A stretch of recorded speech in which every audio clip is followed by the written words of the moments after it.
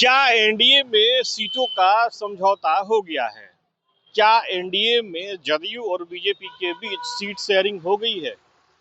दरअसल एनडीए में seat sharing को लेकर के एक पोस्ट वायरल हो रहा है।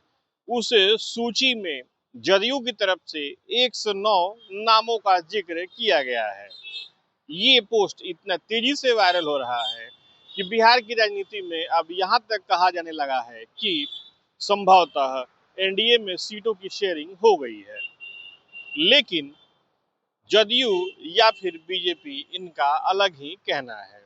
दोनों ही गठबंधन के अहम घटक दल हैं और दोनों का ही कहना है कि ऐसी कोई बात नहीं है। सबसे पहले आप इन पार्टी के प्रवक्ताओं की बात देखिए, कितनी सीटों पे जदयू चुनाव लड़ेगी, कितनी सीटों पे भाजपा चुनाव लड़ेगी, बाकी साथी चुनाव लड़ेंगे, ये सब एनडीए की बैठकों में तय होगा।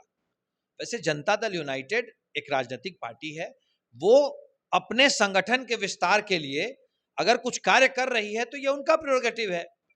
परंतु एक बात तय है, हम लोग हर कोई एनडीए का हर एक साथी 243 सीटों पे चुनाव लड़ेगा। कमल लड़ेगा 243 पे लड़ेगा, तीर लड़ेगा 243 पे लड़ेगा। हम 243 सीटों पे चुनाव लड़ेंगे और कम से कम 225 जीतेंगे। सोशल मीडिया में जनता दल यू कितने सीट पर चुनाव लड़ेगी एक सूची वायरल हो रहा है। सच्चाई यह है कि ये फेक है। अरे भाई, हमारा एनडीए परिवार है, हम लोग एक साथ बैठेंगे, उसके बाद निर्णय लेंगे और जब निर्णय हो जाएगा तब संयुक्त रूप से प्रेस वार्ता करके हम ये मैसेज देंगे, संदेश देंगे। लेकिन कुछ लोग गलत तरीके से इस प्रकार का सूची बनाकर वायरल करके लोगों में भ्रम फैलाते हैं। ऐसे लोगों से सावधान रहने की जरूरत है। दरअसल पिछले कुछ दिनों से बिहार की राजनीति में चाहे वो महागठबंधन हो या फिर एनडीए, दोनों की सीट शेयरिंग को लेकर के कई तरह की खबरें सामने आ रही हैं। हर किसी की नजर दोनों ही दलों के घटक दलों के सीट शेयरिंग पर अटकी हुई है।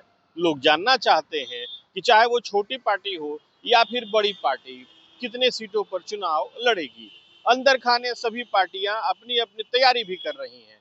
लेकिन जिस तरीके से ये पोस्ट वायरल हुआ और अचानक राज्य की राजनीति में इसकी चर्चा शुरू हो गई, उस पर फिलहाल विराम लगता हुआ दिख रहा है।